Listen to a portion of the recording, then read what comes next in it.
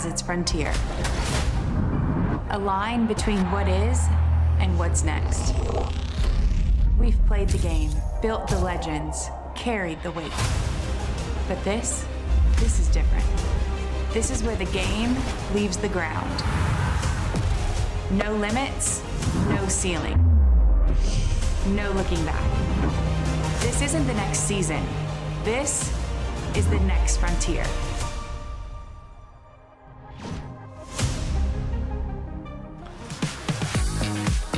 Welcome to a scorching hot Edmond, Oklahoma. We are at Tom Heath Field where the Carolina Blaze look to put together a little win streak after taking Game 3 from the Utah Talons just a couple days ago. They get Oklahoma City, who needs the home cooking as much as anybody.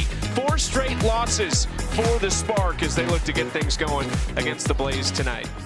Alongside Amanda Scarborough, I'm Chucky Kemp. This is a big game because we are beyond the halfway point in the AUSL season, and these two trying to move up into those top 3 spots. And that means that the time to win is now. Both these teams have not been playing their best ball this season. That happened a couple of weeks ago. This series is huge for both teams trying to find their way to the top of the standings in the top 3. That's who makes it to the playoffs in College Station. Just a 2-game series. Carolina's going to feel really good about their chances tonight because they send maybe the Rookie of the Year frontrunner Carlin Pickens to the rubber. It is crazy impressive how she has transitioned from the college game to the pro game with ease. 1.24 ERA for this rookie. And you would think that she has been a pro for years with the way that she is pitching. But she has been able to bring her speed into the pro level and find herself at the top of the AUSL ranks in terms of ERA. She was the #1 overall pick in the college draft, and she still is a hard thrower, 76, 77 miles an hour. She is the hardest thrower in her game, and she will get the ball against an explosive Spark offense tonight. So it's the #1 pick in the AUSL draft against the #3 pick in the AUSL draft. This is actually a rematch of a college game that we saw on March 3rd between Belmont and Tennessee. It's Maya Johnson out of Belmont, a 5.25 ERA. She has taken on a huge workload in her rookie season for this Oklahoma City Spark team. They just got 3 pitchers back and ready from Japan, so it is a rejuvenated staff. And they also just acquired Lindsey Grine out of the reserve athlete pool. She returns to the team after spending the first few weeks on staff.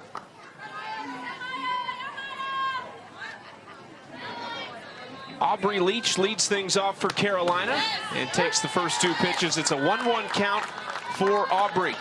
Yeah, Maya Johnson has been off to a great start as well. Kind of gets overshadowed by Carlin Pickens, but especially in the first couple of weeks of the season with the way that Maya Johnson was leading this Spark team. She was tremendous. It's a pitcher coming from Belmont, coming from competing at a mid-major level, who really wanted to play in the AUSL. And all she did her last couple of years playing at Belmont was lead the entire nation in ERA. She made her name known to be able to be drafted to compete here today. Leach, hard hit ball, jumps up off the dirt and gets by Romero. So a leadoff runner here for Carolina in the form of the speedy Aubrey Leach. Yeah, so Leach aboard to set the table for another very talented rookie, Reese Atwood. She's hit safely in 7 of the last 8 games. She actually has a 7-game hit streak in her last 7 starts. That first play ruled an error on Sydney Romero. The other thing that really stood out, we've seen this at the college game, but we really got to see it on display this past weekend for Reese Atwood, is the absolute cannon that she has behind the plate. Cut down 2 runners trying to steal in Utah. Made a couple other great plays from behind the dish. The rookies on the Blaze have really made a major impact, and the rookies across the AUSL have made a major impact. But these 3, Reese Atwood, Dakota Kennedy, and Carlin Pickens, who we were just talking about, have been instrumental in their success. A rookie hit in the 2 and 3 hole, and a rookie getting the start in Game 1. Reese Atwood out into right field. Coming on to make the catch is Amari Harper. 1 away for Johnson. Coming to the plate, left fielder number 22. Oklahoma City has lost 4 straight. They've lost 7 of their last 9. It's a team that started really well, got a series win over the Volts, and then won the first game of the Chicago series So got off to a 3-1 start. They had one of the best offenses in the league, but things have just started to cool off. The pitching has not been great so far this year, so that's why they're so excited to have this trio back from Japan. And then also they add that 6th arm with Lindsey Grine. Up and in, that hit Dakota Kennedy. It's been trying to limit the free passes from their pitchers. They've been hit hard the past couple of games. Maya Johnson, her most used pitch so far as a pro has been her drop ball, which is completely different than what she showed at Belmont. She's using that drop ball 23% more than what she did at Belmont, or will work side to side with their screw and curve. And will change speeds with her changeup as well. But that screwball right there is a nice looking pitch to the righties. That pitch gets a lot of swings and misses when it's right at the knees or tails a little bit up. 0-1 count to Bailey Klingler, just her 4th game back. One of that long list returning from Japan last week. So it really feels like everybody's at full strength for the most part right now. There are some injuries, of course, that are just part of it, like Maya Brady, who is currently out for Oklahoma City. That is a huge miss. Jessie Warren is also out, and that's where they went and got Lindsey Grine and Kirsten Roos. There's Brady and Warren in the dugout. So that means that Jessie Warren's teammate from Florida State, Sydney Sherrill, will be playing third base when Jessie Warren is healthy. She's playing third base, and Sydney Sherrill is playing second base.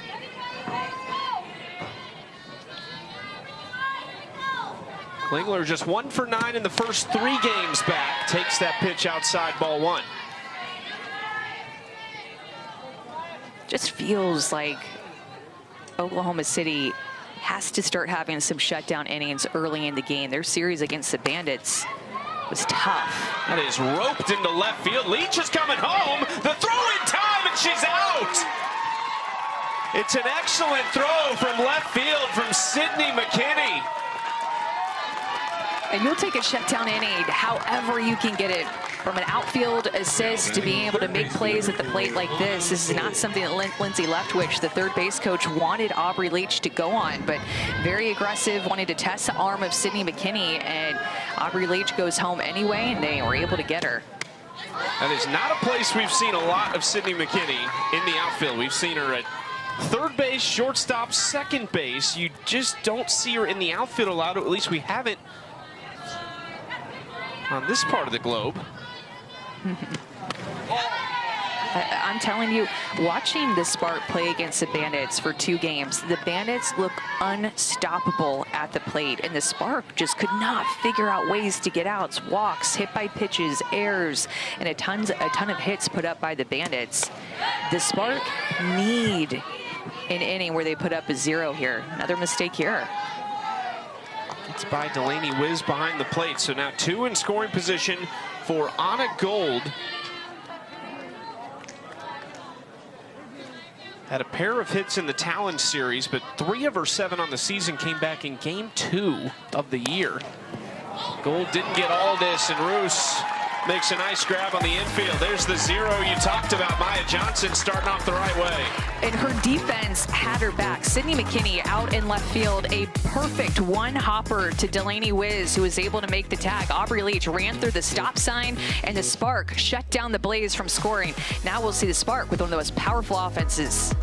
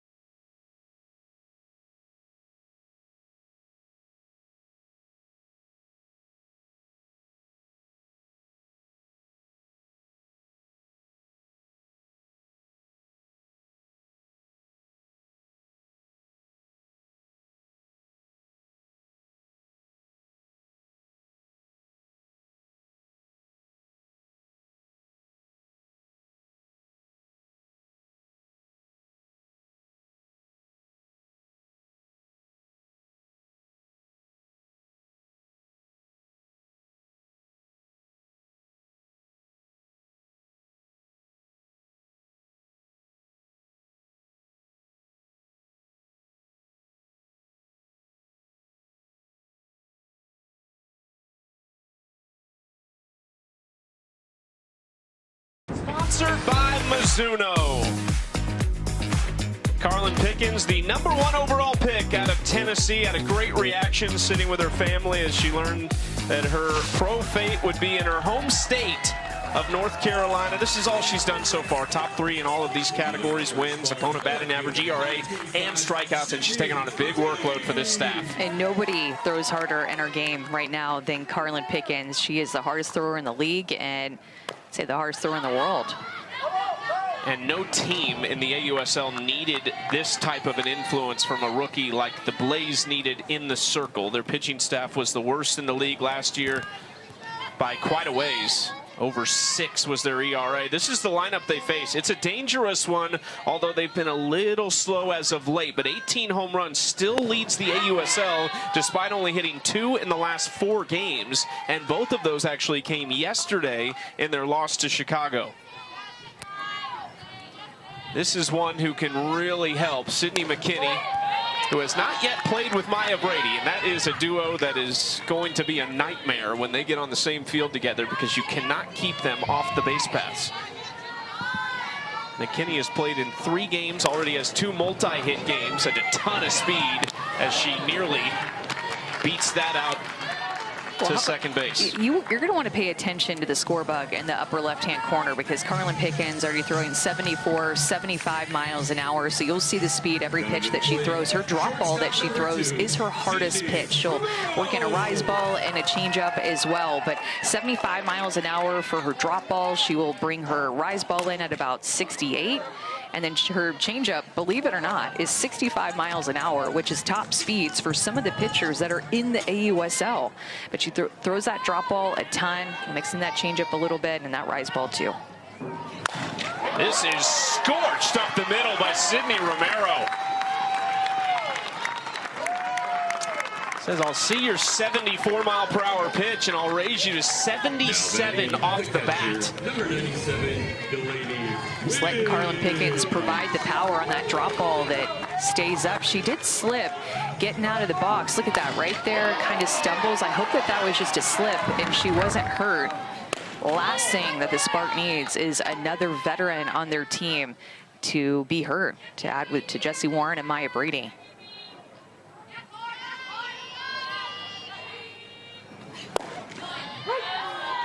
Strike one, Delaney whiz. A 1-1 count for the 3-hole whiz. Just 3 for 16 in the last 6 games. Had a great start to the season. Hits in 6 of the first 7. Rips it to left. It's a no-doubter over the bleachers for Delaney whiz.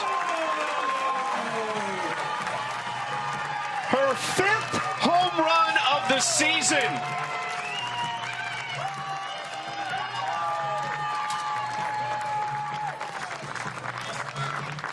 Nobody has more home runs in this league than the Oklahoma City Spark, and they have not been hitting them often the past few games. But this is their offense. They are built with power and a high slugging percentage, and this is why that shutdown inning in the first was so important, so that the Spark could come up to the plate and be the one that initiates the scoring first. When they do that, that's their game. That's their strength. They are hard to beat when they're swinging the bat like that.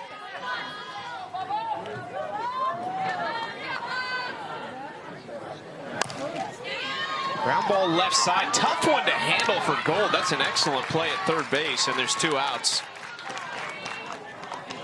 The home run for Wiz ties her for 2nd in the league with Maya Brady and Aaliyah Benford. The leader, of course, is Megan Grant. Look at how deep Anna Gold gets into her legs right here to generate power to make that long throw. If she's up out of her legs, there's no way that she has enough upper body strength to make that long throw, but she knew she needed to use her bottom half to be able to make that out. Just 1 error on the season for Anna Gold. It actually came in this last series, game 1 against the Talons. Chopper to Jenna Laird, another one of the many shortstop options they have on the field. She's at second base. How about OKC on the board? This is the spark. This is what they do. This is how they feel good about themselves, provide runs for their pitching staff that has a tendency to give up some. Delaney Wiz, 2-run bomb to get the Spark on the board first after a 0 in the top. The Spark are loving that they scored first today.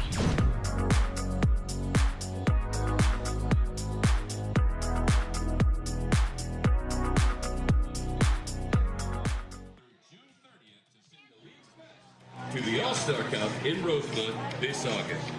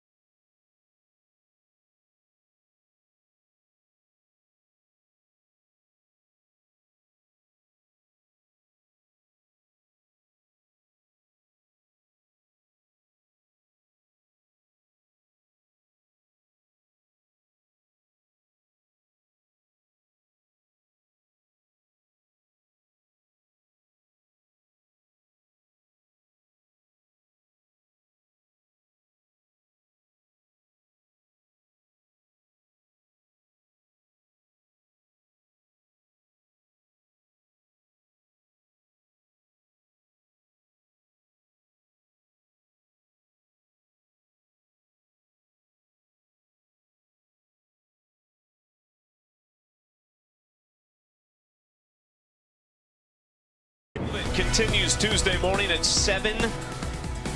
Ladies champion Serena Williams makes her highly anticipated return. She will face off with the Australian Maya Joint in a first-round matchup scheduled to begin at approximately noon Eastern. Also in action Tuesday, the Americans Taylor Townsend, Taylor Fritz, and Madison Keys. That's Tuesday on ESPN. All those matches also streaming on the ESPN app. Center had a tough one today, and no Carlos Alcaraz. Been injured with a wrist injury. It's been an interesting month in tennis because the French Open, all the stars just seem to disappear on that one. I know. See if they can rebound a little bit here. Inning number 2 for Maya Johnson. She had base runners to deal with. Aubrey Leach reached on an error, a hit by pitch, and then a single, but was able to strand a pair. Also got a ton of help from that great throw out in left field by Sydney McKinney. Now faces Jenna Laird to lead things off. The former Missouri Tiger had a really slow start to the season, but was 5 for 10 against Utah in that 3-game series. How fun was that series in Durham that we had at the Durham Bulls Stadium? And we had great crowds and ground ball left side. That stayed perfectly on the ground for Sydney Romero, and there's one out. Well, I do want to point out it's a little bit tricky because this turf does a great job of looking like dirt, but it is completely turf. Yeah, I know, it's tricky. I had forgotten until this very moment. I know. And Romero got a weird hop earlier, and I was thinking, it's the dirt, but that's it's so funny. This turf is probably the turf that it just looks exactly like dirt, like more than any other turf I've ever seen. I think on TV it's easier to tell, so before the viewers are too harsh on us. 1-1 count for Alyssa Brito. Has to be comfortable in this part of the country, not far from Norman, where she spent 3 years at Oklahoma, 3 national titles, a couple first-team All-American nods.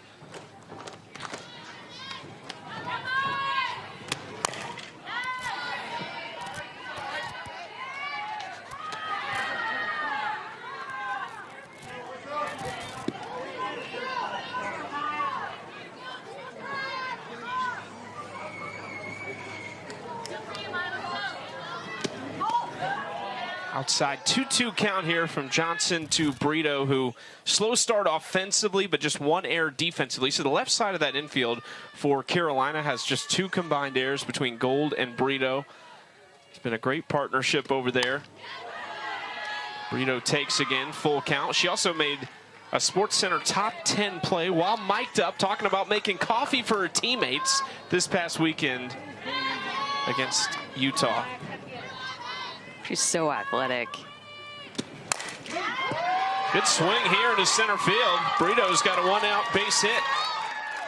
They're definitely looking for her bat to get going a little bit more, kind of like Jenna Laird, whose bat did get going in Durham last weekend. This is a little bit off the end of the bat, but she's just so strong, able to muscle that curveball out to center field. Didn't get all of it, got enough of it. She'll take it.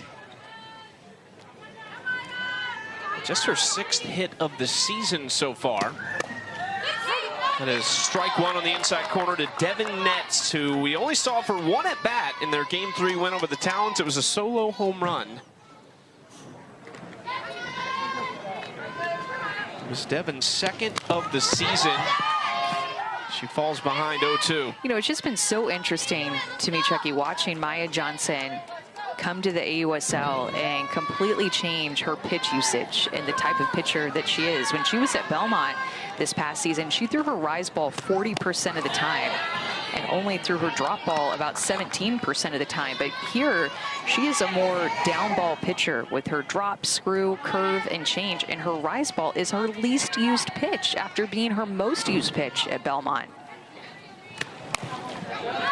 It's so challenging to do, just to completely change your game, and it's because these hitters are so powerful. We're seeing a lot of home runs in our game, the college game, but of course here in AUSL as well. So trying to keep the ball down, avoid elevating pitches up in the zone, because then a hitter tends to elevate them out of the park. So she's leaning more down in the zone to keep the ball on the ground.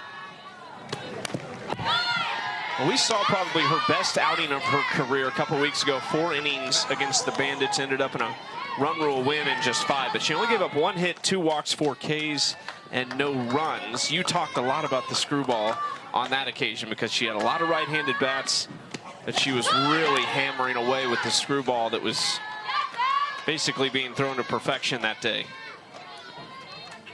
Threw a complete game in their season opener on this field, a win over the Volts. Gave up 5 earned, but I think that moment right there still showed she can fight through it at the pro level. There's the strikeout. And the screwball that you were talking about that she loves to throw to the right-handed hitters. And that one, I feel like at times her screwball can kind of move differently. Sometimes it kind of serves as a backdoor curve. It kind of comes back on the plate. Other times it moves up. Other times it actually moves away from the hitter. It's kind of tricky.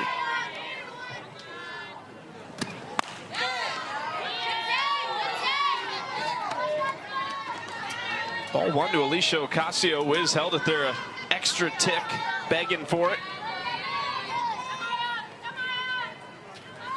Ocasio had a 5-game hit streak to start the season. She slowed down a little bit.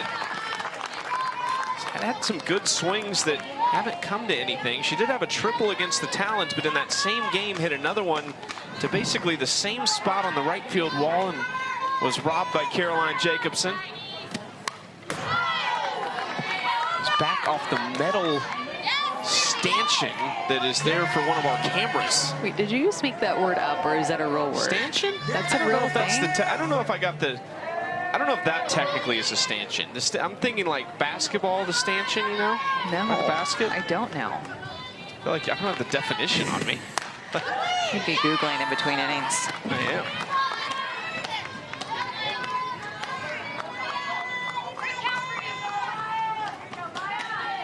2-2 count to Ocasio with 2 outs.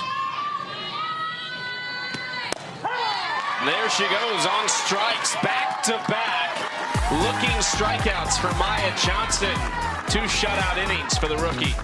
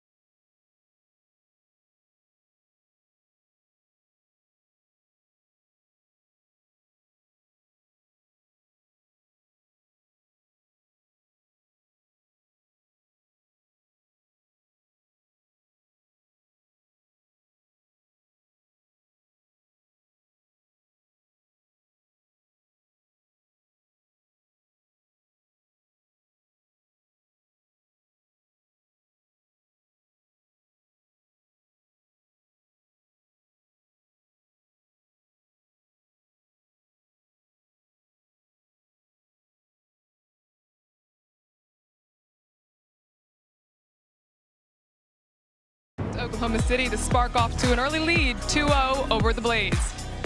Carlin Pickens and Reese Atwood went from opponents to teammates in a matter of days. And after facing off in the World Series, they wasted no time building that essential pitcher-catcher relationship.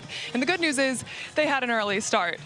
They actually spent time pitching and catching for each other several summers on the Triple Crown circuit. And Reese told me that the trust and the communication has really come naturally because of that. She said it's been awesome to see that Carlin's confidence hasn't changed one bit facing off against the best in this league, and seeing that same level of attack at a new level is really inspiring to her. That feels like an unfair duo at any level, but at the youth level, that is ridiculous. Ground ball right side for Laird, and there is one out to start the second inning. Well, I'm sure that Carlin Pickens is happy to be on the same team as Reese Atwood as her senior year and junior year. It was Texas that ended Tennessee's season at the Women's College World Series. So Reese Atwood, of course, on that Texas team facing Carlin Pickens. Reese Atwood, two-time national champion, back there behind the plate. This year, Tennessee was in the driver's seat in the winner's side of the bracket. Carlin went to 3 Women's College World Series in her 4 seasons at Tennessee. We first saw her back in 2023. Remember that pitching staff? Ashley Rogers, Peyton Gottschall, and Carlin Pickens. That was a good one. Three-headed monster, and they had one of those again this year. Just different names. Yeah, good chance we see Sage Margetco and Aaron Newer next year in the professional league. Here's a newbie to this OKC team. Just game 2 for Kirsten Roos. Rookie out of Georgia, played a few years at Coastal Carolina as well, but wasted no time in getting to know her teammates with a tremendous defensive play last night. That last pitch was really close. Thought that was going to be strike 3. Looked like she caught her looking. And goes to her changeup. So a lot of familiarity with some of these players that are facing Carlin Pickens in the league that are rookies. So Bruce playing at Georgia, they played them in super regionals. They've matched up this past year. Saw the same thing happen when they played last weekend. Saw her teammate Sarah Gordon this past weekend with Utah. That's right. Have a great outing against Pickens. Was 3 for 3 in the first game. She might have texted Sarah, hey, what's the scout here? Remind me. It's a quick turnaround for Roos to get the call and come up to be a part of this league. Goes down on strike. Strikeout number 1 for Pickens. It's going to be her drop ball out at 74 miles an hour. Goes back to that spot that she did not get the call earlier in the count, and this time she gets a swing and miss. Now Haley Lee in the 8th spot for Oklahoma City. First pitch swinging, bounces up nicely for Brito. Low throw picked off the turf by Devin Netz. 1-2-3 for Carlin Pickens. Carolina coming up in the 3rd, trying to get something going with the bats.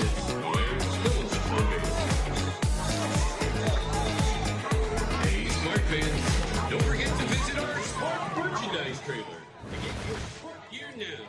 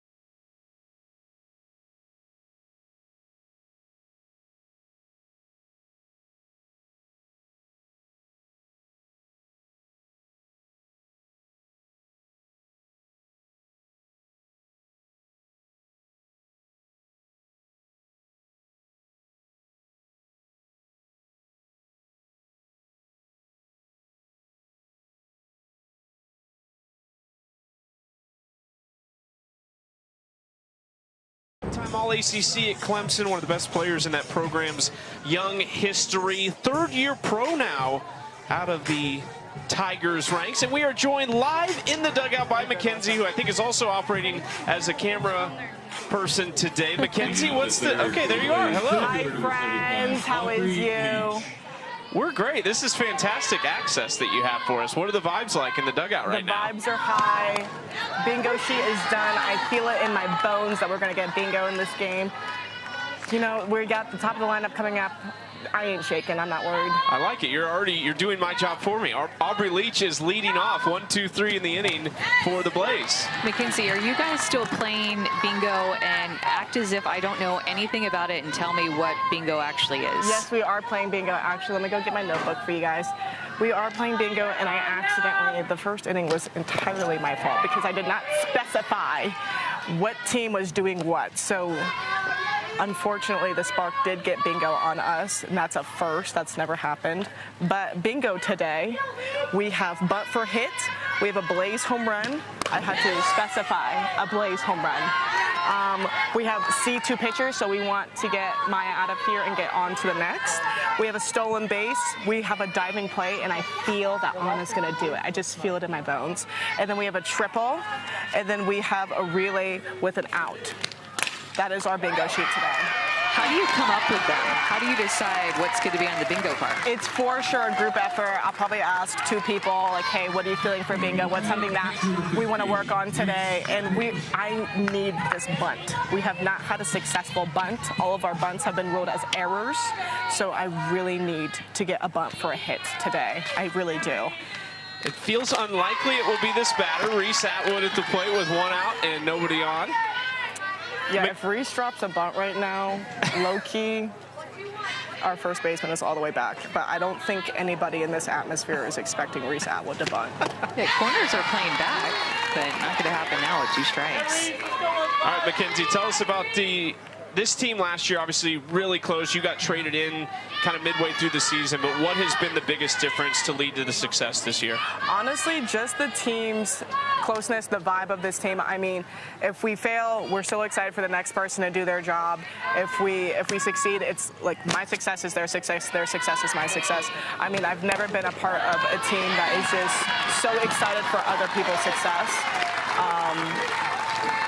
I just really think that stems from our coaching staff. I mean, our coaches just breathe life into us. I mean, we will set up some diabolical machines. Where's the camera? What's cameras on me? Is it you? The batting practice is diabolical, and these coaches breathe life into us every day, and that's what makes us compete to the highest level. I mean, we're doing hard things, and we're making it look easy, and these coaches just breathe life into us when we're doing it. So shout out to them. For sure stems off of their energy to us, and we just carry it along throughout the dugout. But shout out to the coaching staff for just being the amazing human beings that they are. I love it. Dakota Kennedy up 0-1 count, 2 outs. Okay, this is going to be a quick one because if the third out comes, then we have to go to break. But where do you get your big, fun personality from?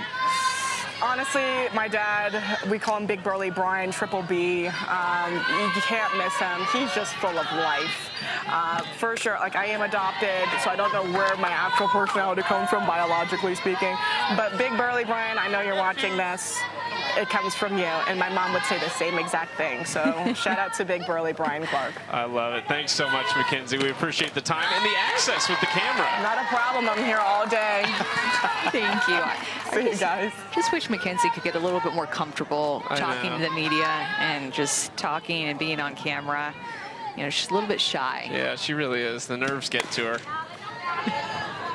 She is, I remember her, one of the first things she did as a pro a few years ago was rob a home run, and it was unbelievable to see her leaping ability at the center field wall. Oh yeah, she's such a good athlete.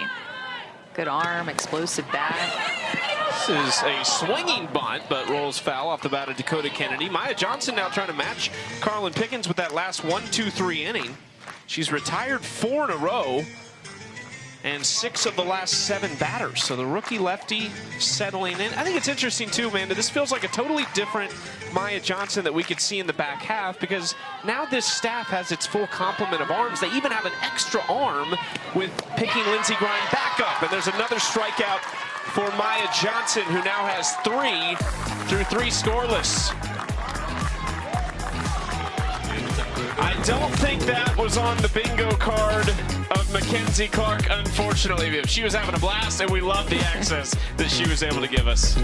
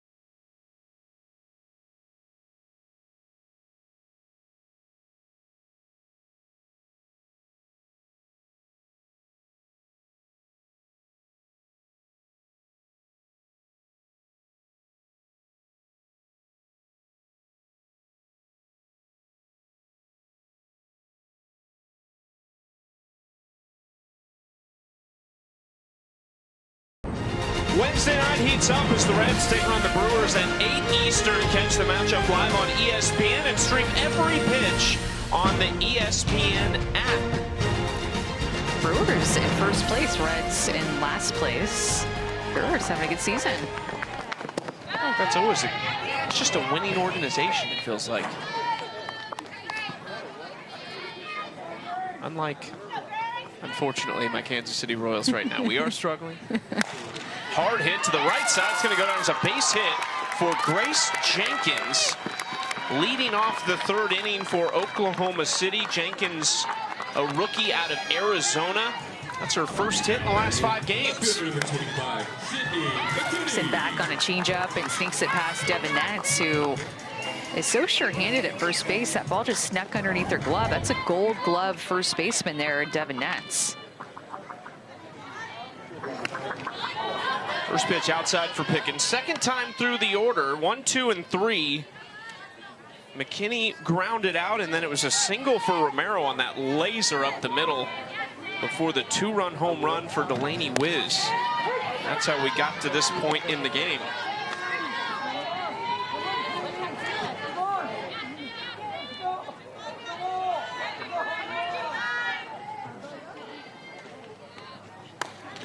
Outside to Sydney McKinney. Played her college ball at Wichita State. She's from Norburn, Missouri, a 4th-year pro.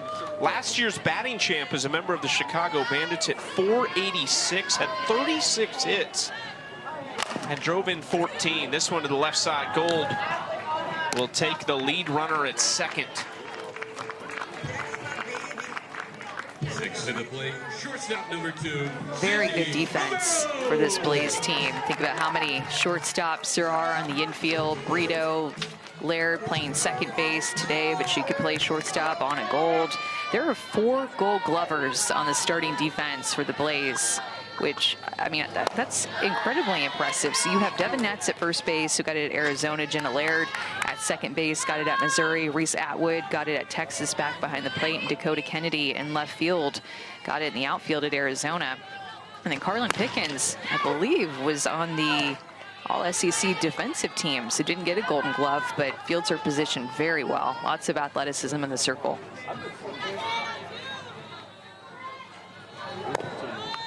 He's down and in, and gets away from Atwood for a second, allowing McKinney to take second.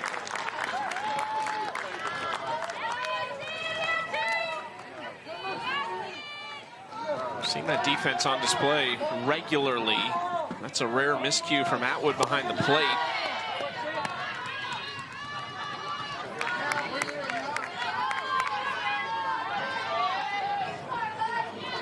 It is still 93 degrees here in Edmond, Oklahoma. This is scorched to center. Romero leaves the yard. She has smashed 2 balls in this game, 77 miles per hour. And that is back-to-back games with a home run for Sid Romero.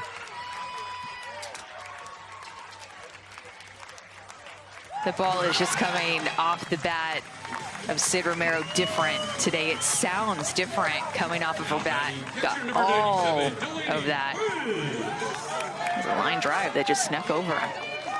Carlin Pickens had only allowed 2 home runs on the season entering this game and hadn't for more than 2 weeks. Going back to their series against the Volts, and then 2 in this game off the bat of Wiz and Romero. Well, this Spark team has this home run production in them. We saw it early in the season, but then it kind of seemed like when Maya Brady went down to injury, the Spark offense and their power really started to pull back a little bit. Maya Brady was going to be their leadoff, or had been their leadoff hitter the whole season, and they've been missing her the past 3 games, and I think that you can really tell that they've felt her presence missing in this lineup.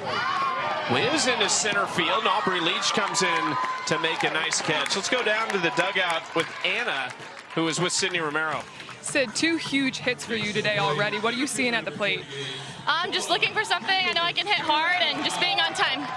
Your coach told me before this game that you guys were focusing on having a better start. How are you feeling about this one so far? Good. It feels good. It's cool to see us kind of just, trusting the process. And we were talking about it yesterday. Like, we're right in the middle of pretty much a storm. And it's really cool to see us just come up from here. Keep weathering the storm. Thanks, Sid. Sydney Romero having a really great season. She had a 5-game multi-hit streak just about a week and a half ago. But she had struggled a little bit. It was 1 for 7 against the Bandits. But yesterday had a 3-run home run. So turns around today, has an absolute laser of a single, and then basically the same exit velocity off the bat for a home run. Now, Bubba Nichols-Camarena grounds it to Brito to end the inning. OKC trying to snap a losing streak. 4 straight losses, but up big. Her 4th home run of the season. 12 RBIs now for Sydney Romero, the veteran, who is able to step up in the clutch moments when her team needs her. On that 4-game losing streak, they needed that swing and the other home run.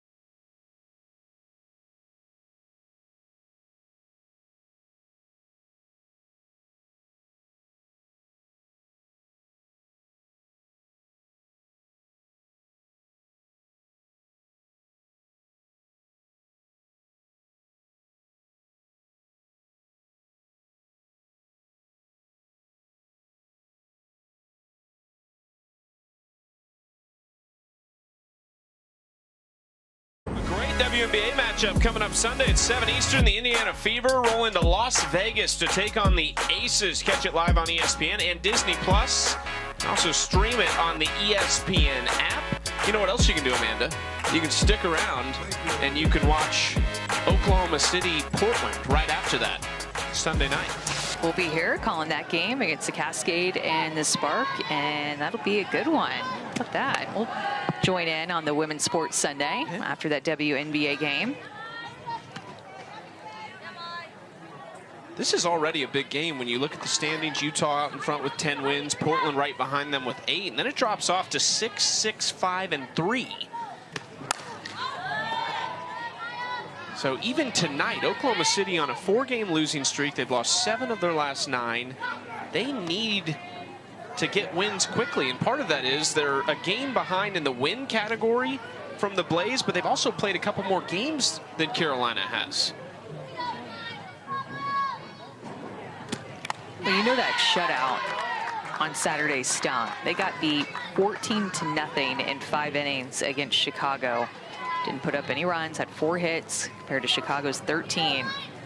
And then yesterday they were down, I think it was 8-0, but then they chipped back away, and that final score ended up being 8-6. They still lost, but you could tell that their hitting was starting to click back into motion.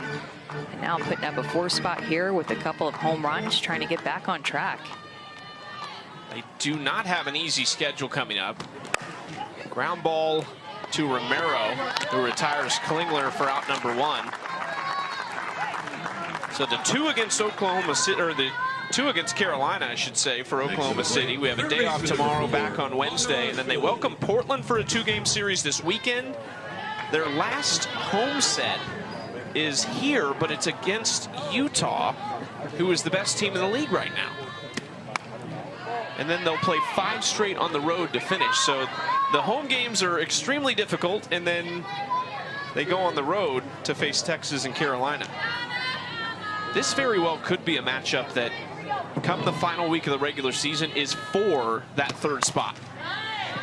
Well, and it's really close in the middle of the standings. You have the Talons at the top and then the Volts at the bottom, and then the 4 teams in between are all going to be clawing and fighting to find a way to College Station. And we'll see. I mean, I feel like the standings have changed so much so quickly. Teams have gone on win streaks and then losing streaks, so you can't count anybody out. But when you look at the standings and see the top, it's the Talons and the Cascade, who have the 2 best pitching staffs that we've seen so far this summer. That sweep of Texas for Portland was massive, not just for them, but kind of for the standings and how they've shaken up, as Anna Gold is retired. When you look at the standings, you see the Talons have the best ERA in the league. They're in 1st place. Cascade's 2nd best ERA in the league. They're in 2nd place. It kind of goes in ascending order of ERA, with the exception of the Spark and the Volts. You could flip-flop them. But pitching still wins. I think that's the bottom line here.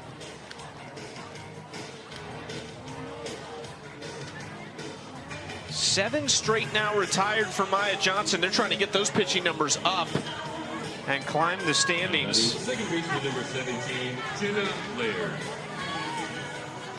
Jenna Laird now the last chance here in the 4th.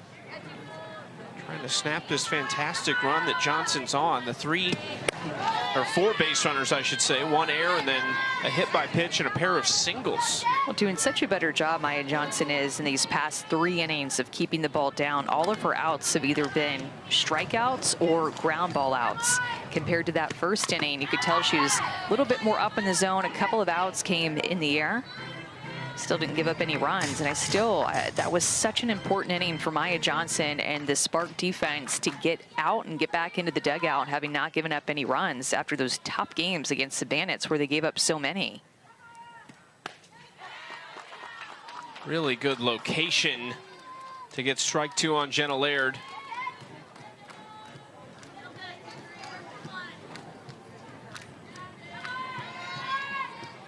Can she retire 8 in a row? Yes, she can. Beautiful pitch from Johnson for strike 3. 4th strikeout of the day for Maya Johnson. This one on the screwball. She is moving the ball all around, looking confident, attacking the zone. 3 up, 3 down for Johnson.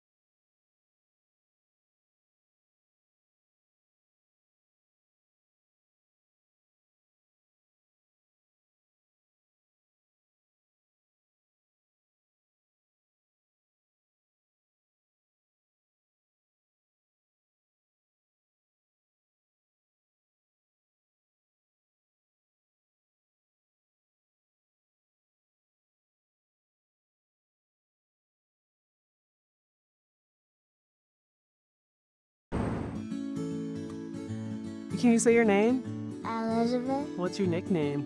Pekka. The best part of being a mom is to be able just to come home after a long day of work and to be able to see my daughter's face and just to be able to see the joy and love in her. Nobody makes the ball move like Kaylani Ricketts. My approach to softball has changed so much since becoming a mom. I'm not as hard on myself. After a hard game, I'm able to come to my daughter afterwards and she has no idea that I just gave up 3 home runs. There's just such a stigma in our society of that we have to stop playing to have kids, and so I love that we're able to have the support to show that we can do it, we can be a mom, and we can play pro softball. And I'm Dana. That athlete feature was presented by LabCorp, the official consumer health testing partner of the AUSL. And look who it is. Kaylani Ricketts enters the circle for Carolina after 3 innings by Carlin Pickens, and not what she had hoped for. A couple home runs allowed, and it's a 4-run deficit for the Blaze as we hit the 4th. Yeah, probably the toughest start that Carlin Pickens has had in her rookie year. Right side, Jenna Laird's busy day continues. And now they'll get a completely different look from Kaylani Ricketts coming from the left-hand side. Will not throw nearly as hard as what they saw from Carlin Pickens, and she'll be down the zone with her drop and her drop curve and her changeup. This is a player that has a ton of experience, former national champion right here in the state of Oklahoma, 2-time National Player of the Year. And she is the vet of all vets, I feel like, in this league. She was a back-to-back USA Softball Collegiate Player of the Year. That was in 2012 and 2013. They won the national championship in 13 over Tennessee. Can you name any of the other 2-time winners of that award? So we have Danielle Lorraine. Yep. Kat Osterman. Yep. And there are 2 more, actually. Oh, no. One of them's a Sooner. You're going to be upset. Jocelyn Allo. Jocelyn Allo, okay. And there's one more who is in the league. And Rachel Garcia? There you go. Yeah, I didn't have to give you the hint. Yes. I'm very impressed. I don't want the hint. I want to figure it out on my own. All right, I like Stubborn. it. There's an asterisk by Kat because she didn't just do it twice. She did it 3 times. The only one to do it 3 times as Sydney Sherrill advances to second base. A very familiar field for Sydney Sherrill here at Oklahoma Christian University, where she is an assistant coach for a very successful Division II program.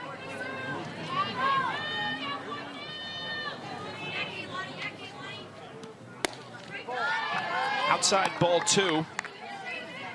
Kirsten Roos at the plate. I love these matchups with the rookies and Kaylani Ricketts because she's been doing it for so long now. A 14th-year pro. So many of these rookies were not even 10 years old when Kaylani started her professional career.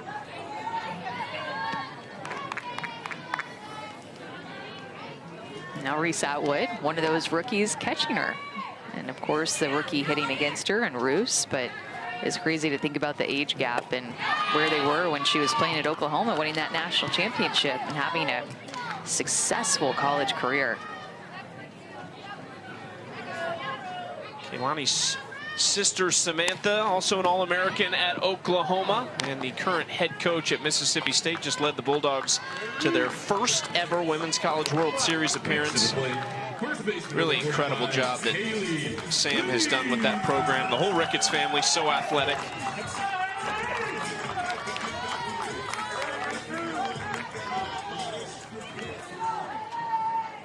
Here is Haley Lee with 2 outs and a runner on third. Takes ball 1. Lee is trying to break out of a slump right now. 3 for 31 start at the plate, but anyone who knows Haley Lee, watched her in college or in her early pro years, knows she has a big bat. She has not got it going yet as Ricketts gets her to ground out. Good relief inning from Kaylani Ricketts to start.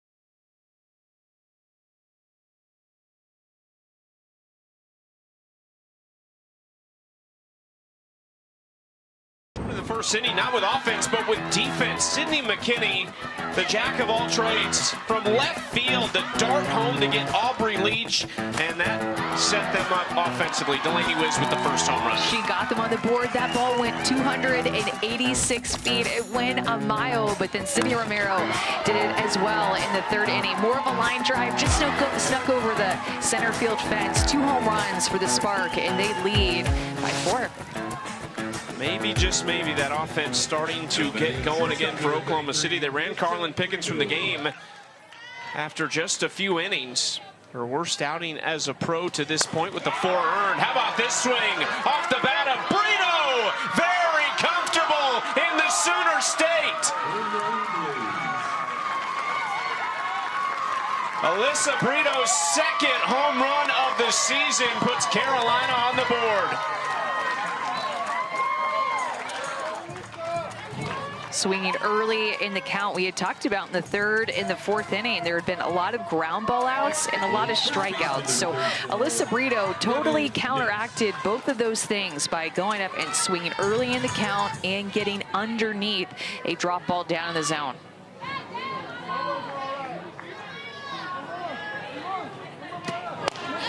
Can that turn things around for the Blaze?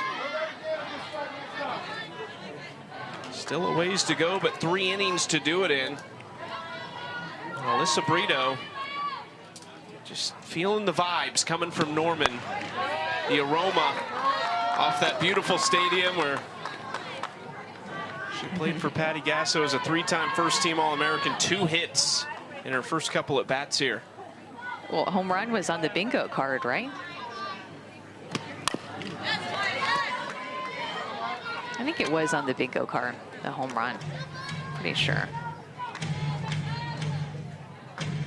Yeah, I think you're right. 1-2 count to Devin Netz. Ground ball for Romero, another Oklahoma Sooner as she retires Nets. Let's go down to Anna with Alyssa Brito. Alyssa, clearly very comfortable in this state. Walk us through that pitch. Oh gosh, I just knew what I wanted and I was hunting a pitch, and when I got it, I just went for it. I have to ask, what did Brito and Brew have for coffee this morning? What did we make? I actually got to go somewhere and get my own coffee today. I got a cane latte from Coffee Slingers. Y'all check it out in OKC. Yeah. We're on the road, so right, you had to get your own. I gotta somehow have someone else make my coffee, you know, so. I love it. Thanks, Alyssa. Thank you, guys. She is the barista of the team. We've got a great piece that Anna put together about that, actually. And Alyssa Brito, though, back in familiar territory. So you got your go-tos, and she obviously went to one of hers. I love it. Coffee Slingers. Yeah.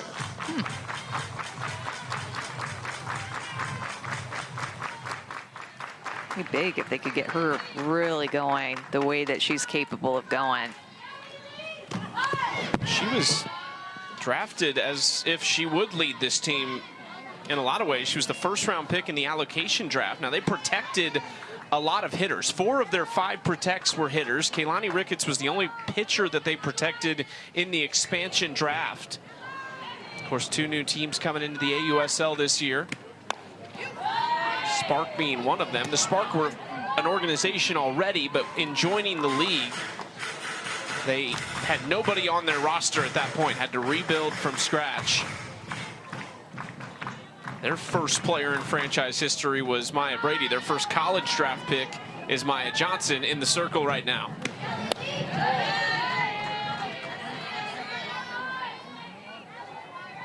There's Maya Brady, man, would they love for her to be on the field. The same goes for the woman next to her, Jessie Warren.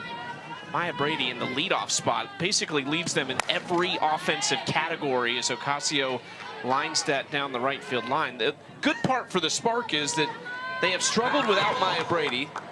They've lost 3 in a row since she was put on the IL. They've lost 4 in a row overall. But the last 2 games, this one and last night, it looks like the offense might be coming around.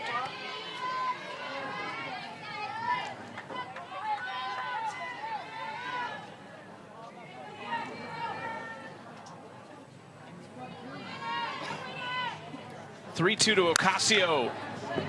Ground ball to Roos, and there's 2 outs.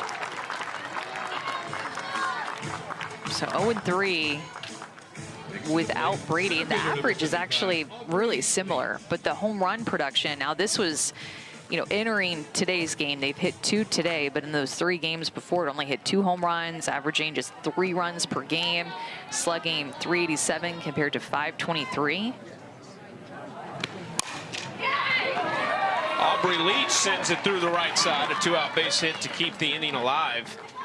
For Maya Brady, she started the year on a 10-game hit streak. She had a grand slam in their season opener. We've watched her quite a bit this year, both in person and on TV. She's just unbeatable at the plate. She has looked unstoppable and has looked like the best hitter in the world at times. She's been so good. Let's go down to Anna with more on Maya. Well, ahead of this game, I actually caught up with head coach Amber Flores, and she said that Maya Brady was a huge part of the switch that flipped in last night's game when they almost completed that big comeback versus the Bandits. She said that both Jessie Warren and Maya Brady had a lot of player accountability, and the message in the dugout was, we are better than this. And I think what we are seeing on this field tonight is that message being lived out by her teammates.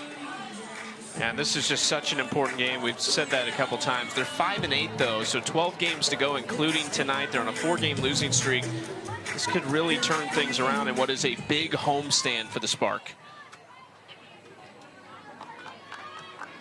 1 on, 2 out for Carolina with Reese Atwood at the plate. Aubrey Leach's hit was the first 2-out hit by either team in the game, and this is a dangerous bat that could change this game.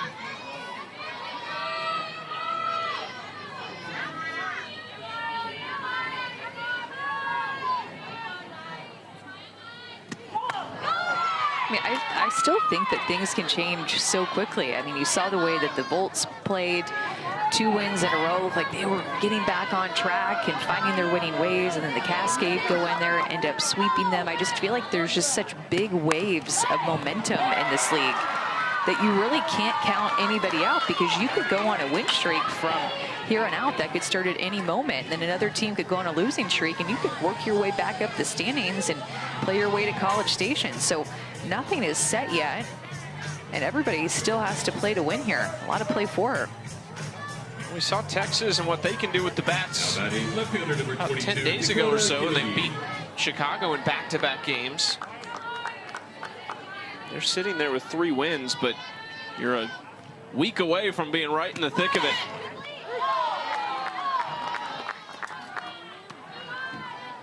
Dakota Kennedy at the plate. Tied for the second most home runs on the team with 2, and just hit 1 in their last game against the Talons.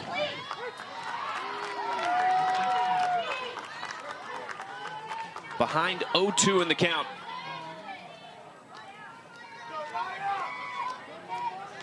A hot but very windy day here in Edmond, Oklahoma.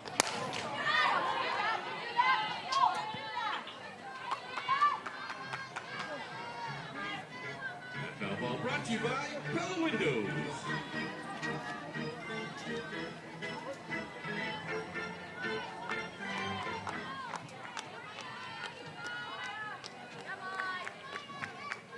Longest inning Maya Johnson has had to endure. She has faced 6 batters now as Kennedy takes just inside ball 1.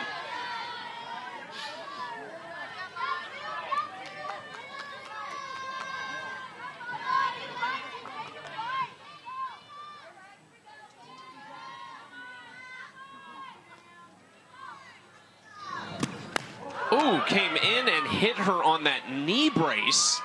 So she'll jog to first and load the bases. This is all happening with 2 outs.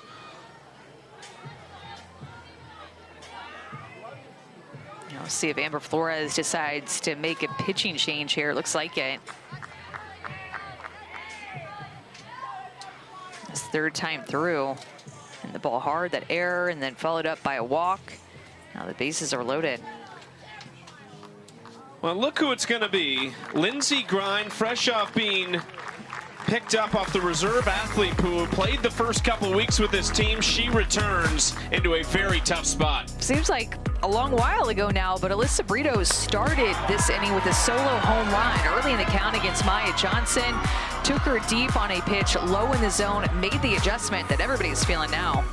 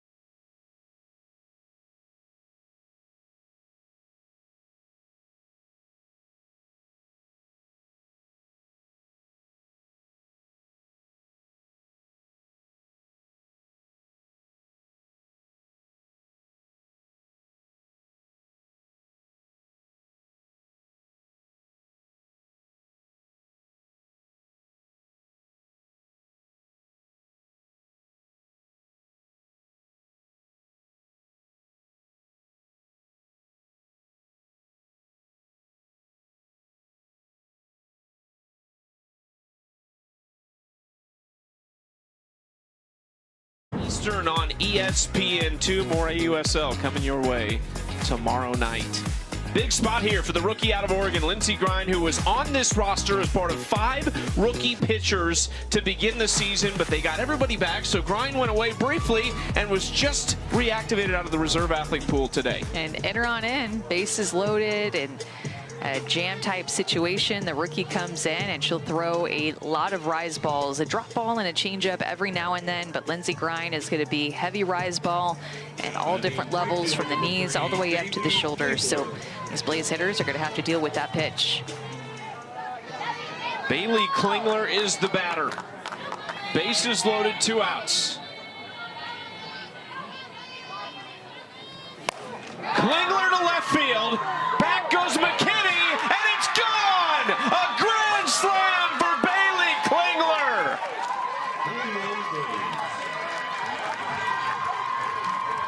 Just her 3rd hit since returning and first home run of the year.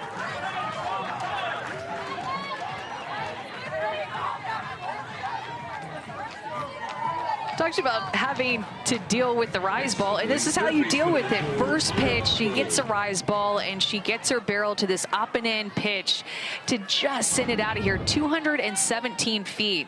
Down the line is 200, to center is 225. That was to left center field. Wow. Both home runs in this inning have come off of the first pitch for Brito, and then also now for Klingler. That was Klingler's first look at a bases loaded opportunity. If it was hit 216, it probably would have hit the top of the wall and stayed in. Fouled straight back. Let's go down to Anna with Bailey. Bailey, a home run from Brito, a grand slam from you. You guys are back in it and have taken the lead. How's the energy in the dugout right now? It's great. We started off energy-wise a little slow, but it's not about forcing energy, just being present, celebrating the small stuff, and trusting that we'll get it done. I love it. Thanks, Bailey. It's the Blazes' first grand slam of the year. And it comes at a huge moment to give them a 1-run lead in the 5th. Think about how tough that air was. Reese Atwood kept this thing going, but Bailey Klingler with the grand slam. Blaze scored 5 in this inning. Alyssa Brito with a first pitch home run the opposite way, and then Klingler to the pull side to give the Blaze the lead. It just barely snuck over, but barely is good enough.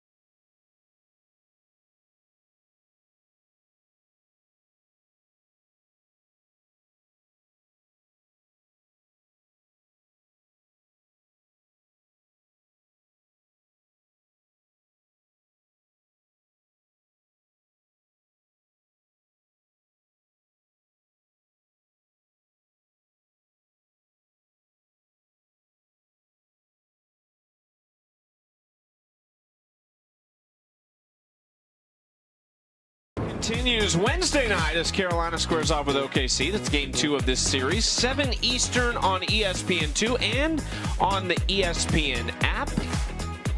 Nice look at downtown Oklahoma City. There's the home of the Thunder. Great sports town. And we have a fantastic crowd tonight. And I've mentioned the temperature a few times. but 92 degrees. Kaylani Ricketts turns and fires, and there's one out on one pitch. I haven't been able to tell today. Do you think it's hot today? Slightly warm. Okay. Trying to pick up on what vibes you were feeling today. I do think it's interesting that it's called Tom Heath Field, but you could easily call it Tom Heat Field because of how hot it is, right? You went there. You did it. You were probably thinking it. First pitch swinging on this as well, and that will get down in front of Leach. Base hit for Sid McKinney. First hit of the night, and that extends her hit streak to 4 since returning from Japan. Be big if the Spark could answer back here after Carolina scoring 5 runs. Just find a way with the top of the order, push across at least 1 here, grab some momentum with the top of the order. Now at first base with McKinney and Sydney Romero, the home run hitter, coming up. Back-to-back days with a home run for Sydney Romero. The 3-run shot yesterday was her only hit in the couple games against Chicago, and then the 2-run shot in the 3rd of this one. And it was really just a line drive. It was. Aggressive early in the count. It's been the name of the game. A Carlin Pickens drop ball that stayed up in the zone, and Sid Romero was on time with 74 miles an hour, sent it out of here. 2 home runs by the Spark hit today. They lead the league in home runs. Yet another multi-hit game for Sydney Romero on this season. It's her 7th of the year.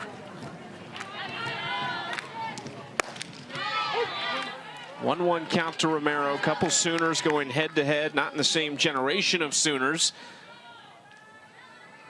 Ricketts finished up a little bit before Sydney would have arrived in Norman. That goes off Kaylani's glove. Quick flip to second.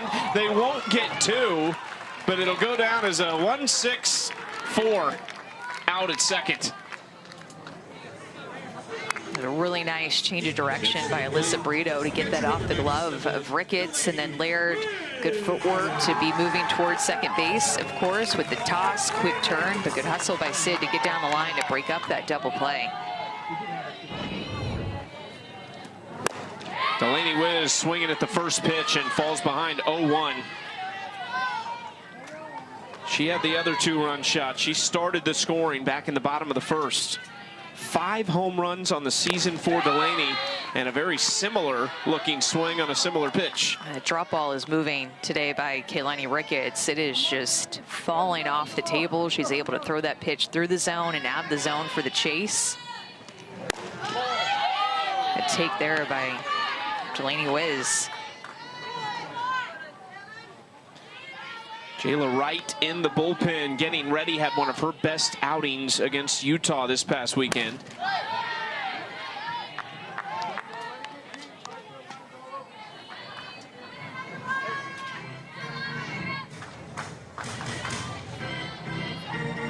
Kaylani working ahead of hitters. 5 of the 8 she has faced, she's jumped ahead of.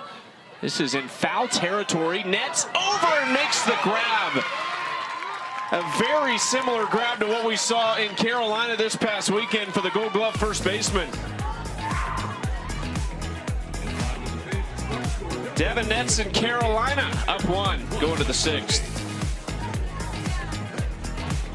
Fans, don't forget about the $10 Roxy Meal Deal.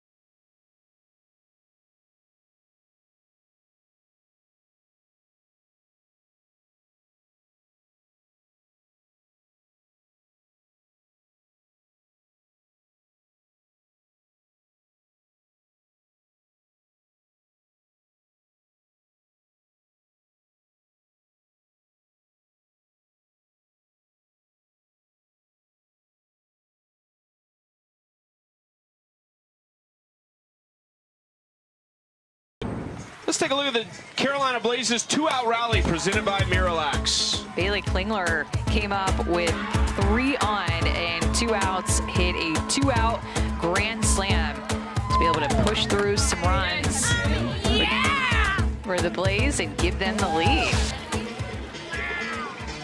Thanks to Miralax, the official partner of the AUSL. I love that camera we've got in the dugout, by the way. And that we're just like, you know, hiring our players as camera ops now. It's fantastic. They're multitasking. Yeah.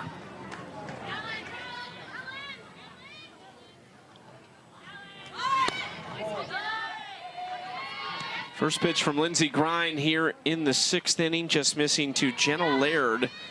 6, 7, 8 coming up for Carolina. Laird, Brito, and Nets. Brito is maybe the best looking swinger right now in the lineup. Back in the state of Oklahoma. Laird had a great weekend at home at the Durham Bulls Athletic Park.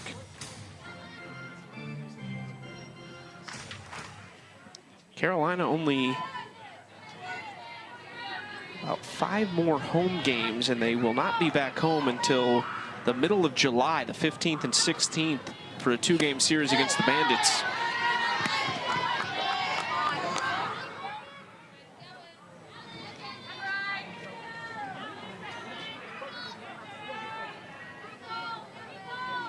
Laird 0 for 2 tonight in a 2-1 count.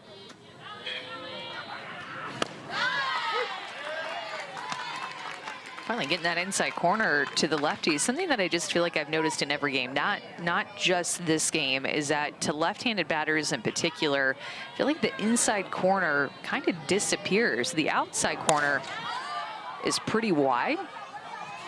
Out into center, Nichols Camarena takes control, 1 out.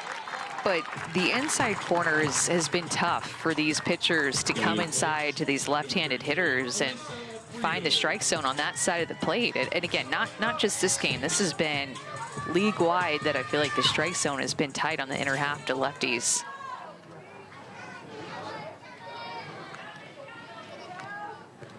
Now Alyssa Brito against Grind with 1 out, nobody on. Brito takes that first pitch strike.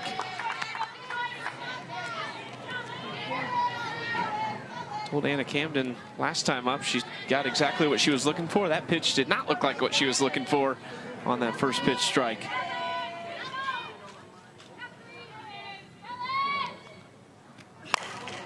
Fouls that off. Alyssa Brito, we've talked about it. She's a big piece of the puzzle for them that could help get this offense really clicking. They were good out of the gates. First 5 games of the season, hit just over 300. We're scoring a ton of runs. But they have slowed down in this last stretch. Just lost the series to Utah. And it might be turning around for them. They scored 6 in the series finale. That Game 3 win over the Talons. They have scored 5 here tonight. And they're trying to get it to look more like how they started the season.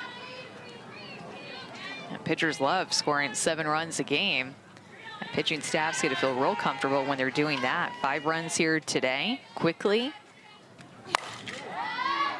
Brito, really solid contact, but foul. And I would add that even the runs per game over the last 6, 3.3, was boosted by that 6-run game against the Talons their last time out.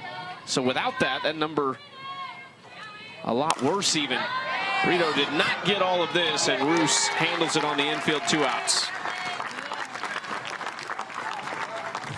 On the other side, think about how big that crooked number is that Oklahoma City gave up in the 5th inning. And they're trying to get back on the winning side of things after losing 4 games in a row. They probably felt like they came out and scored early. All right, this is our chance to win one. And of course, they still have an opportunity. But going from winning the first several innings to then being on the losing side of things as it stands right now does not feel good when you're on a 4-game losing streak.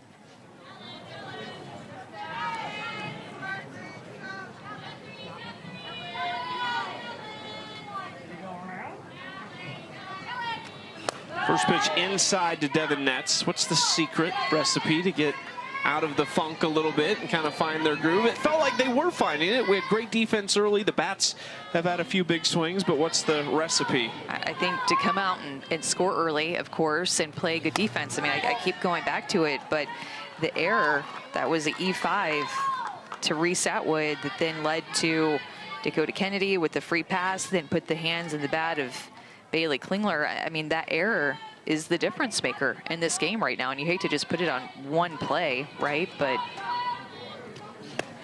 hits are going to happen. That error could have ended the inning, and they would have only scored 1 run.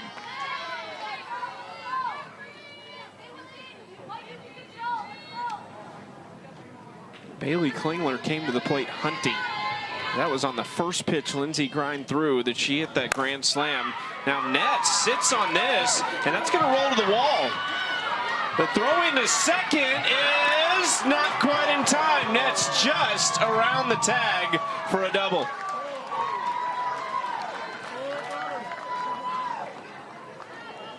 Does a nice job of sitting back on this changeup and barreling one up, and when she does that, she just sees it find the fence as she's running out of the box. And when she slides in, it was key that she touched the bag with her right hand and not her left. If it was her left hand, Sydney Romero would have tagged her left hand, but she sneaks her right hand in instead and barely gets her fingertips in there.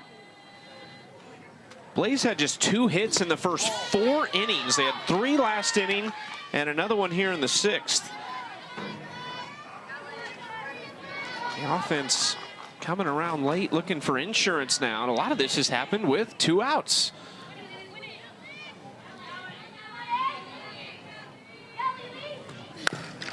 Ocasio to the right side, handled by Haley Lee. Grind able to put up a 0. We'll go to the bottom of the 6th here in Edmond. Top of the 6th, Blaze score, no runs, 1 hit with no errors and 1 stolen base.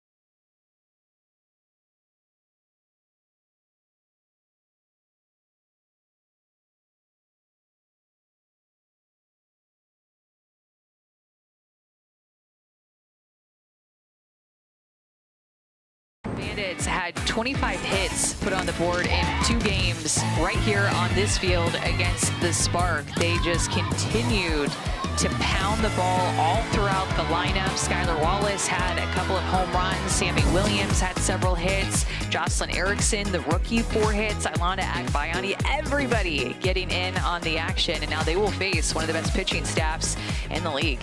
Yeah, tomorrow night, Portland heads to Rosemont to take on the Bandits. 7 Eastern on ESPN2 and the ESPN app.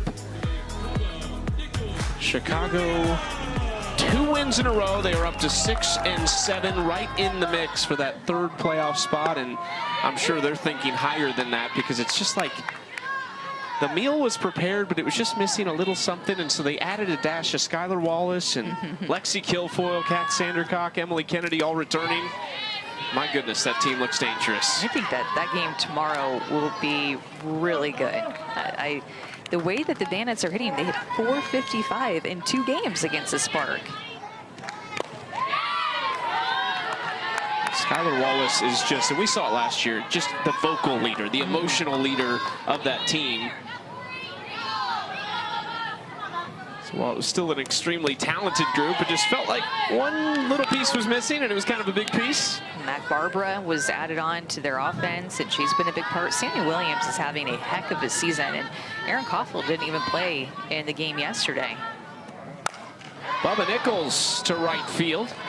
And there is Klingler, one out. Keilani Ricketts has been excellent in relief for Carolina. Came in for Carlin Pickens, who was ran out of the game after 3 innings, gave up 4 earned, most in her professional career. But Ricketts has now gone 2 1/3, just 2 hits allowed, and no walks, no runs. And no surprise to me that she came in and changed the momentum in the bottom of the 4th, and then the Blaze would score all those runs in the top of the 5th. So she came in and kind of turned the tides for this Blaze team. Feeding off of her momentum, she only gave up a single when she entered into that bottom of the 4th, but looked really sharp, and then they went on to score 5.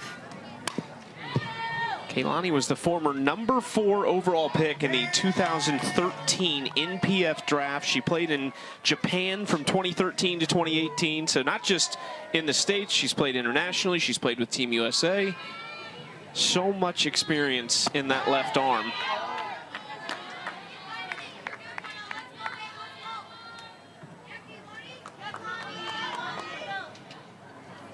Four times was an All-American, won 125 games at Oklahoma. As Harper fouls another pitch off. 2-2 count to the rookie Amari Harper. Think about how many pitches she has thrown in a game in her life. It's hard to even put a number of what that might be because she's been playing for so long. In the air to left center, Aubrey Leach calls off Kennedy. 2 outs. I think we would need the appearances first, and then we could kind of just come up with an average. Like, let's say 80 pitches on average, and that would give us maybe a ballpark, assuming relief appearances are going to drag that down a little bit. Sounds like some simple math for us to find all those numbers for and crunch tonight and come up with a number for Wednesday. So going back to 2010, when Keilani Ricketts was a freshman at Oklahoma, to now in 2026, when she is a 14-year pro, spanning 3 different leagues. Someone out there can find out how many pitches approximately she has thrown in a game. The hunt is on for all these stats to be able to come up with these numbers.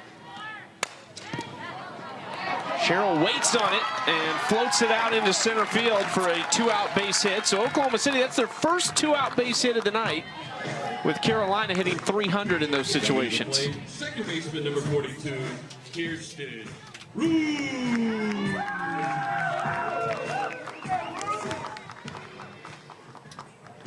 They were previously 0 for 5 with 2 outs. Now Kirsten Rue set the plate. The rookie in just game 2, but looking for her first professional hit. 4 years at Coastal Carolina before finishing up for Tony Baldwin at Georgia this year. Hit almost 350, was all SEC second team. Had good power too, 15 home runs. Jumps ahead 2-1. Made an awesome play at second base last night on a little glove flip to get the force out. That was an awesome play. That is probably her best swing as a pro, but it's right at Jenna Laird. And it's another clean inning for Keilani Ricketts. She has come out of the pen and thrown 3 scoreless.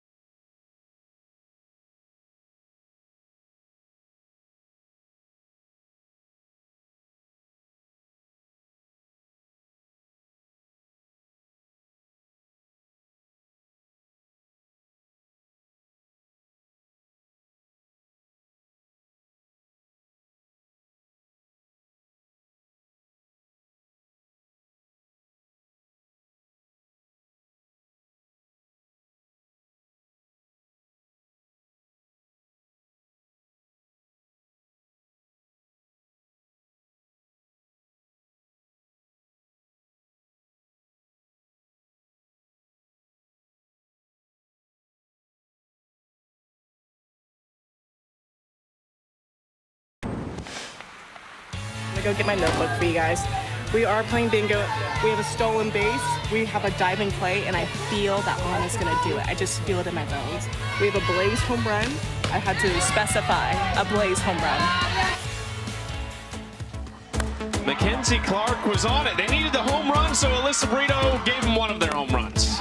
There's one, and there's another. In the same inning, that second one was a grand slam. So a solo home run and a grand slam in the same inning for a crooked 5-run 5th inning. So I think we're just missing, I don't know, is this a different page than we saw? I think she has a couple, yeah, this is bingo, but I think she's working multiple sheets now. She's a pro bingoer. So fun. Come up with that every game, make it a little bit different.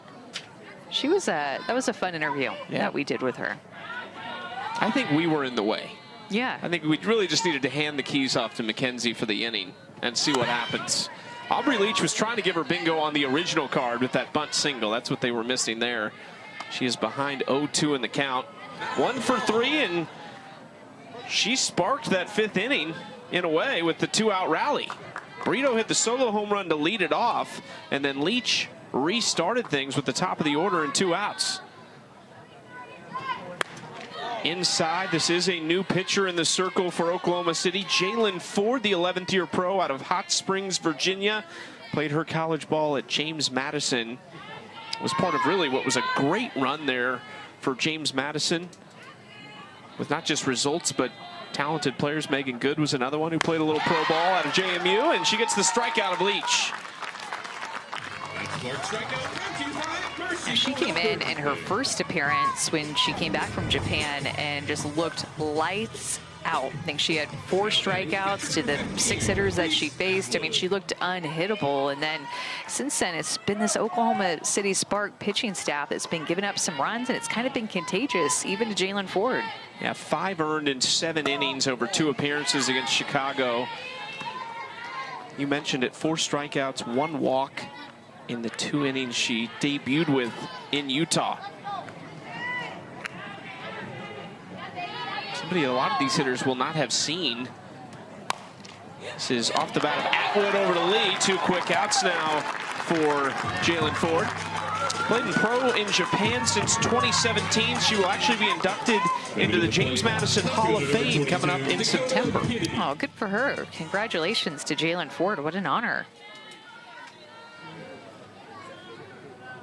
One of 2 big name pitchers out of James Madison in the league currently. Odyssey Alexander Bennett, a member of the Bandits.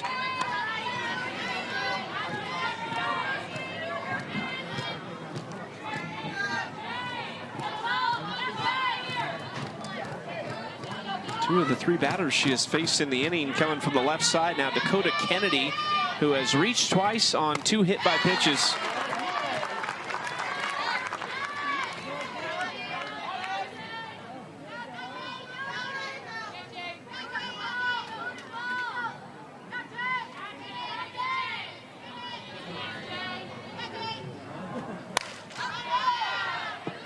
Ford ahead 1-2. And they've been bringing her in a lot since she came back. I feel like she's thrown in every game since she's been back. You have to think that start to see her in a starting role more often. 3 of her 4 appearances have come out of the bullpen. Got Kennedy on strikes. Jalen Ford feeling good tonight. A 1-2-3 inning, a pair of Ks trying to give the Spark a little life. They have one last chance, down 1.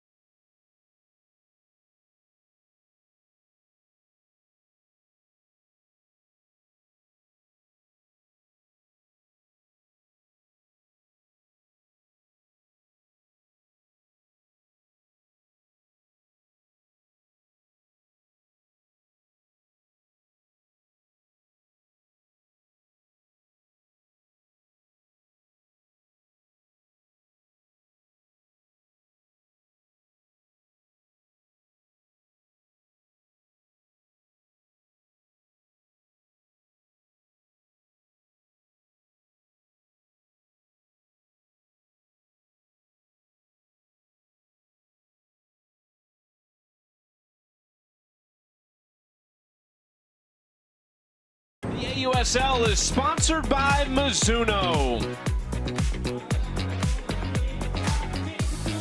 We're in the home of the Oklahoma City Spark. Bottom of the 7th. Last chance for OKC to try and get one across, maybe two, and win this thing to snap a 4-game losing streak that they have found themselves on just past the midway point in this AUSL season already. Just only 3 weeks to play before the stage will be set for a play-in game between the 2nd and 3rd seeds in College Station and Davis Diamond, and then the championship between the 1 seed and the winner of that 1-game playoff. Haley Lee leads it off against Kaylani Ricketts, who delivers strike 1. It's 8-9-1 coming up for OKC. Lee, Jenkins, and McKinney. It just takes one person to get things going. One person to find a way on, one person to have the one swing. And remember, the Spark have hit the most home runs in the league up to this point. So easily just one swing away from tying this thing up. No Maya Brady, no Jesse Warren in the lineup as Lee goes down on strikes and there's one out.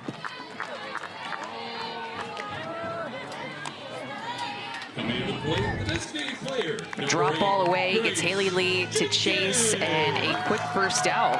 Kaylani Ricketts going right at Haley Lee, knowing the importance of 8, 9, and 1 coming up in this lineup, trying to go right at 8 and 9.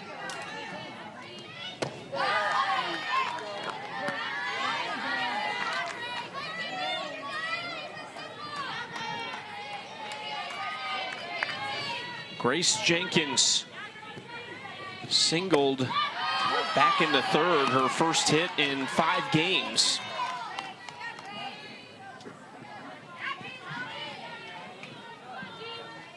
Kaylani Ricketts has jumped ahead of hitters consistently. Ground ball right side for Laird, and there's 2 away. Carolina looked like they might get blown out today after 3 innings. A pair of 2-run shots, some great early defense from Oklahoma City, but a 5 spot in the 5th. A grand slam by Bailey Klingler completely changed this game.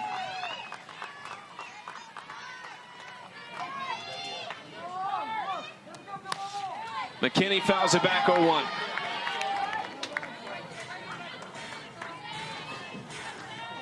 Just a potential gut punch for this Spark team. It really is, especially with the amount of games that they've lost here at home. In a row, I should say, but just been a struggle for them, trying to work around that Maya Brady injury, trying to work around this updated pitching staff that was all rookies, and they bring in 3 new pitchers, trying to find their groove. 0-2, low for ball 1.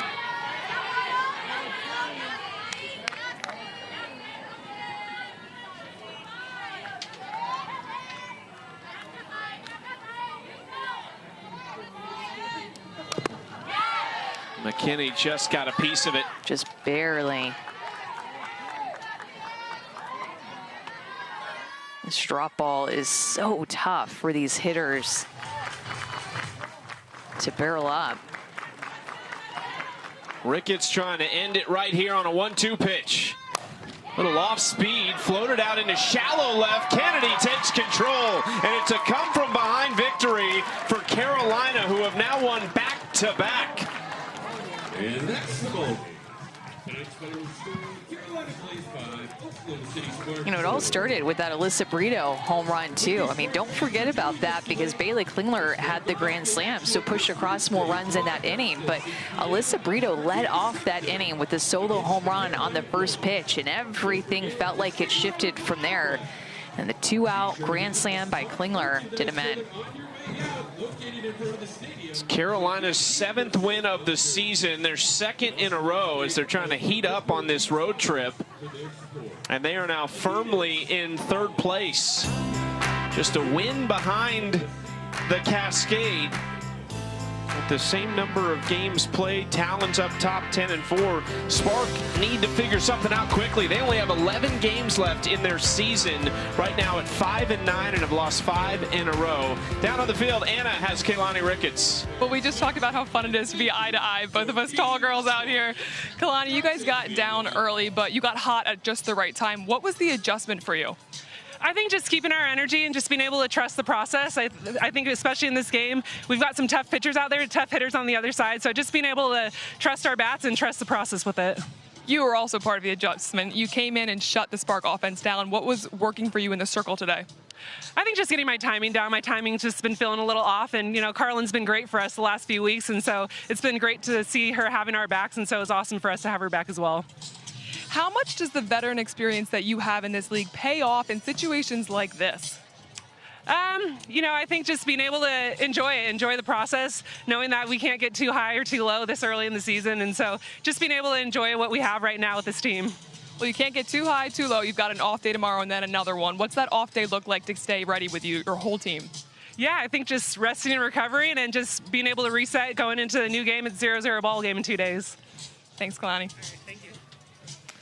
Kaylani Ricketts gets the win, was excellent in her relief appearance of Carlin Pickens.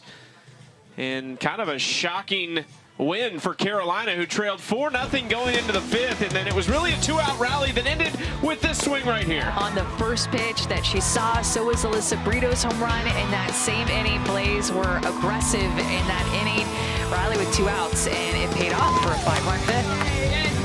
Bailey Klingler is joining us live in the chair. Bailey, well, welcome back. First off, just your 4th game back. You see just 1 pitch, and it's a grand slam that completely changes the game. Take us through an approach in a bat like that. Yeah, I think just trusting the process and just staying present. For me, I know that typically I'm an aggressive hitter. I don't want to stray away from that. So being intentional about my time on deck, getting my timing, and you can count on a pitcher coming in and wanting to work ahead early. And I was just hunting my pitch and just wanted to do whatever I could for the team. Bailey, I'm curious, what, if any, are the differences between facing pitchers in Japan versus facing pitchers here in AUSL? Oh, that's a great question. I think in Japan, it's more about location. You get chalk to chalk. It's a wide zone, of course. Chalk to chalk change off speed. Here, everyone's different, so you have to study each pitcher. There's a whole plethora of ways to pitch, and every pitcher is just so different. In Japan, they kind of look similar. You can kind of count on the same mechanics to a certain point, but hitting's the same. They have to throw a strike, and I have to hit a strike, so just keeping it simple. How did you get yourself kind of rewired back into the U.S. time zone and to be ready to play so quickly after getting back too? Yeah, I'm not going to lie. The first series back was a little rough, just energy-wise, mentally, and a little bit of jet lag. I'm starting to get in the groove again, which is great. But yeah, I'm just so grateful for my teammates having my back and just welcoming me into the team again, and it's great to be back. We're glad you're back, Bailey. Congratulations. Thank y'all. Bailey Klingler with the grand slam swing that leads Carolina to victory tonight. A 5-run 5th inning, the difference. Kaylani Ricketts, the veteran, gets the win. The Oklahoma Sooners were coming up big. Brito homered. Ricketts was excellent in the circle. It's that aura from Norman getting back to him. We are back on Wednesday night, game 2 of this series. For Amanda Scarborough, Anna Camden, and our entire crew, I am Chucky Kemp. We will see you then.